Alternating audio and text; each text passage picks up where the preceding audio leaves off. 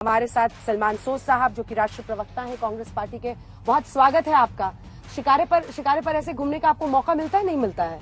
नहीं, मौका तो नहीं मिलता है। देखिए, नई बात है, हम सबके लिए एक हिसाब से देखेंगे कैसा रहेगा। क्या बात है। चलिए, तो हमने ही आपको ये मौका भी दिया है। हमारे साथ इफ्रा जान जुड़ रही हैं जो कि JKNC से की प्रवक्ता है। हमारे साथ सलमान निजामी साहब जो कि चीफ स्पोक्स पर्सन है, मेंबर है वर्किंग कमेटी डेमोक्रेटिक प्रोग्रेसिव आजाद, गुलाम नबी आजाद साहब की पार्टी। बोले तो लोग ज्यादा समझेंगे। आप ऐसे शिकारे पर निकल पाती हैं? नहीं, यूजुअली हमें टाइम नहीं मिलता। क्या बात। माइक लीजिए। हाँ, यूजुअली हमें टाइम बिल्कुल ऐसे नहीं मिलता शिकारे पे। So this is my first debate in a shikara. जी, क्या बात है, अच्छी बात है। सलमान साहब, आप भी बताइए कि आपके लिए एक्सपीरियंस कैसा है। हमारे साथ एडवोकेट शेख सलमान साहब हैं जो कि स्टेट IT हेड हैं बीजेपी के IT वालों को बड़ा आजकल झेलना पड़ता है। आप लोग असल जमीनी लड़ाई लड़े ना लड़े, एकदम नेट पर लड़ाई लड़ते हैं। तो वो इंटरेस्टिंग है या डल झील पर बैठना ज्यादा इंटरेस्टिंग है? वो भी इंटरेस्टिंग है, ये भी इंटरेस्टिंग है। डिजिटलाइजेशन हुआ है, ग्लोबलाइजेशन हुआ है, तो हम पार्ट हो सके हैं। तो मोदी जी ने बड़ा प्रचार किया डिजिटलाइजेशन का, तो वो लड़ाई भी ठीक है। तौसीफ शाह साहब हमारे साथ जुड़ रहे हैं जो कि नेता है PDP के। बहुत स्वागत है आपका। आपके लिए कैसा एक्सपीरियंस है ये? It's a very good idea. I think we should do it usually like this. है ना? अच्छी बात है। अब JDU के भी, अब किसने सोचा था कि हाँ जम्मू कश्मीर में भी JDU के प्रवक्ता हमें मिलेंगे और वो हमारे साथ चर्चा करेंगे तमाम मुद्दों पर। तो JDU की तरफ से GM शाहीन साहब जो कि स्टेट प्रेसिडेंट है, अध्यक्ष हैं। आप भी बहुत खुश दिख रहे हैं, वैसे रंग दिख रहा है आपका पहाड़ों का आपके चेहरे पे। बैठे यहाँ पर बड़ा अच्छा लग रहा है ना? तो आज हमारे साथ 5 छात्र भी हैं। आप लोग जल्दी जल्दी एक लाइन में अपना परिचय दे दीजिए और क्या पढ़ रहे हैं वो बता दीजिए। मैम, मेरा नाम नाहिदा मुश्ताक है। मैं मीडिया स्टूडेंट हूँ, as well as I am a writer. मैं यहाँ पे लोकल डेलीज के लिए काम करती हूँ। नेशनल में भी कुछ स्टोरीज मेरी आई हैं। अभी मेरा just I completed my masters from university of Kashmir. अभी कुछ प्रोजेक्ट के सिलसिले में थोड़ा मेरा डिग्री होल्ड पे ही है। तो ठीक है, उस पर भी चर्चा करेंगे जल्दी। I'm Zubair. I'm also a student of Kashmir University. Moscom journalism में pursue वहाँ पे कर रहा हूँ. And I am a freelancer journalist as well. Part of it. Myself इनाम हुसैन, मैं यूथ लीडर हूँ खेलो कश्मीर का और मैं उस हवाले से यहाँ आया हूँ। मेरा नाम अल्ताफ निजामी है। मैं PhD का रिसर्च स्कॉलर हूँ। मैंने उर्दू लैंग्वेज और लिटरेचर में PhD कर रहा हूँ मुकम्मल कश्मीर यूनिवर्सिटी से, और उसके साथ साथ कुछ समाजी खिदमात भी अंजाम देते हैं। Myself Danish Aslam Badana. I'm a tribal student and I'm a student of law at University of Kashmir. Apart from that, I'm a writer. I write. Students अंग्रेजी में क्यों बात कर रहे हैं? So अब अगर चाहें तो हम उर्दू में बात कर सकते हैं। हिंदी उर्दू कुछ भी। जी, सो मैं एक ट्राइबल स्टूडेंट हूँ और मैं स्टूडेंट हूँ अभी कश्मीर यूनिवर्सिटी में। मैं अभी लॉ स्कूल में वहाँ पे दाखिला मेरा हुआ है अभी रिसेंटली।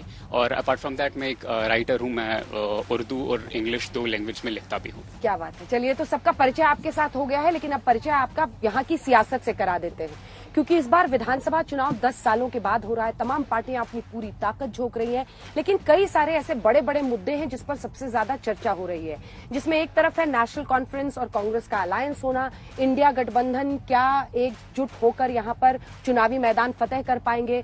बीजेपी जम्मू के बाहर क्या कश्मीर में जरा भी सेंध लगा पाएगी? वहीं तीसरी तरफ PDP है, क्योंकि अलायंस की बात खुद महबूबा जी तो चुनावी मैदान में उतर नहीं रही हैं, तो वो कितना कमाल कर पाएंगी? कांग्रेस की तरफ से आज मल्लिकार्जुन खड़गे, कांग्रेस पार्टी के अध्यक्ष, यहाँ पर मौजूद थे इसी जम्मू कश्मीर में। उन्होंने कहा कि 20-30 सीट की कसक रह गई, अगर वो सीटें भी हम ले आते तो ये सारे लोग जो आज सरकार में हैं वो जेल में होते, ये लोग जेल में रहने लायक हैं। तो ये पॉलिटिक्स एक तरफ है। दूसरी तरफ इंजीनियर राशिद जो कि निर्दलीय उम्मीदवार हैं, जिन्होंने उमर अब्दुल्ला को हरा दिया, वो अब बाहर आए और बाहर आते ही उन्होंने कह दिया है कि मैं ये नया कश्मीर का जो नैरेटिव छेड़ा जा रहा है उसके खिलाफ जंग छेड़ रहा हूं। इस बार बहुत सारे निर्दलीय भी, अगर आप फेज 1 और फेज 2 के चुनाव में देखें तो बहुत सारे निर्दलीय चुनावी मैदान में उतर रहे हैं। उमर अब्दुल्ला कहते हैं कि ये सब बीजेपी के प्रॉक्सी हैं। अब यहाँ पर एक कॉन्फ्लिक्ट कांग्रेस पार्टी के साथ भी आ गया है, क्योंकि कांग्रेस पार्टी के नेता कह रहे हैं कि सबको अगर आप इंडिपेंडेंस को प्रॉक्सी बोलेंगे तो फिर ओरिजिनल कौन है? पहले आप ये रिपोर्ट देखिए, समझिए कि क्या हो रहा है। दूसरी तरफ सुशील कुमार शिंदे UPA में गृह मंत्री थे। वो एक बुक लॉन्च में वो बोल रहे थे, जहां पर उन्होंने चर्चा की कि एक वक्त पर मुझे कश्मीर जाने के लिए कहा गया, तो जो शब्द उन्होंने कहा था वो मैं नहीं बोलूंगी। उन्होंने ऐसा आशय करने की कोशिश की कि मुझे डर लगा यहाँ आने में। हालांकि बाद में उन्होंने कहा कि मैं मजाक में ही कह रहा था। ये पूरी रिपोर्ट देखिए। बात बहुत पुरानी नहीं है जब श्रीनगर के लाल चौक पर जाने में किसी को भी डर लगता था, चाहे वो देश का गृह मंत्री ही क्यों ना हो। यकीन नहीं आता तो सुनिए कांग्रेस के नेता और यूपीए सरकार में गृह मंत्री रहे सुशील कुमार शिंदे ने अपनी किताब 5 डिकेड्स ऑफ पॉलिटिक्स के विमोचन पर क्या कहा। विजय भाई, जब मैं होम मिनिस्टर था उसके पहले मैं उनके पास जाता था तो उन्होंने मुझे एक ऐसा असली एडवाइस किया कि सुशील बोले तू इधर उधर मत भटक, तू लाल चौक में जाके वहां भाषण कर, कुछ लोगों से मिल और दल लेक में घूमते चलो ऐसा। और वो एडवाइस से मुझे बहुत कुछ पब्लिसिटी मिली और लोगों में एक ऐसा होम मिनिस्टर है कि जो बिना डर के वो जाता है, लेकिन मेरी वो किसको बताऊंगा। पूर्व गृह मंत्री ने जो कहा उसके बाद पूरा हॉल ठहाकों से गूंज उठा। सामने बैठे लोगों की हंसी सुनकर वो थोड़ा सावधान हुए और कहने लगे कि ऐसा उन्होंने हंसाने के लिए कहा। लेकिन हंसाने के लिए मैंने बोला, लेकिन ऐसा एक्स पुलिस वाला ऐसा हो नहीं सकता है। लोगों के साथ बात की, क्या तकलीफ है उनको पूछा। भले ही सुशील शिंदे के किसी शब्द से लोगों को हंसी आ गई हो, लेकिन बीजेपी ने कहा कि देश के पूर्व गृह मंत्री ने यूपीए के वक्त के जम्मू कश्मीर की हकीकत बयान कर दी। इस बयान से पता चलता है कि कांग्रेस की सरकार के समय जम्मू कश्मीर के हालात कैसे थे। आतंकवाद, अलगाववाद और पथराबाजियों की बोलबाला था।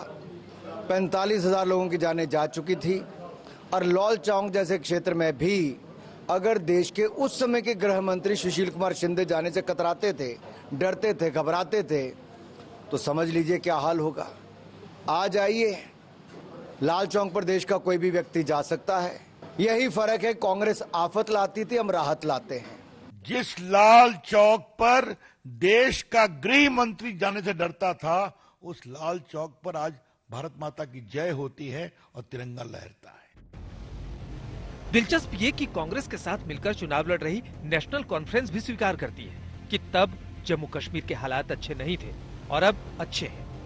लेकिन नेशनल कॉन्फ्रेंस उस अच्छे हालात का क्रेडिट खुद ही लेती है।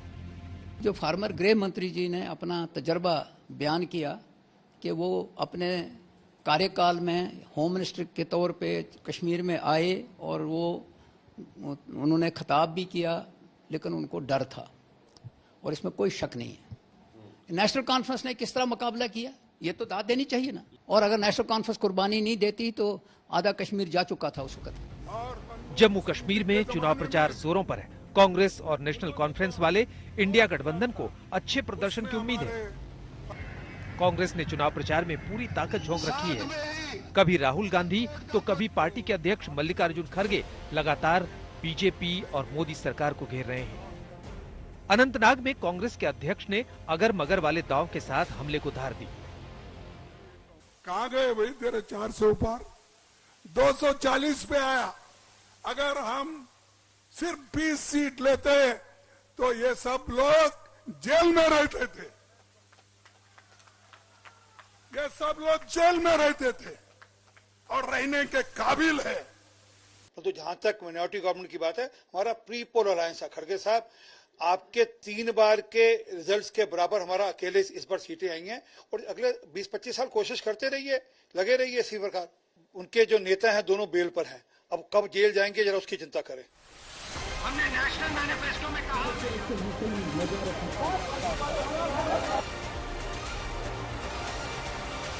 जम्मू कश्मीर में 3 फेज में चुनाव है। पहले चरण में 18 सितंबर को वोटिंग होगी, लेकिन उससे पहले सुशील कुमार शिंदे के बयान और अमेरिका में इल्हान उमर से राहुल गांधी की मुलाकात ने कांग्रेस को सवालों के कटघरे में खड़ा कर दिया है। आज तक ब्यूरो।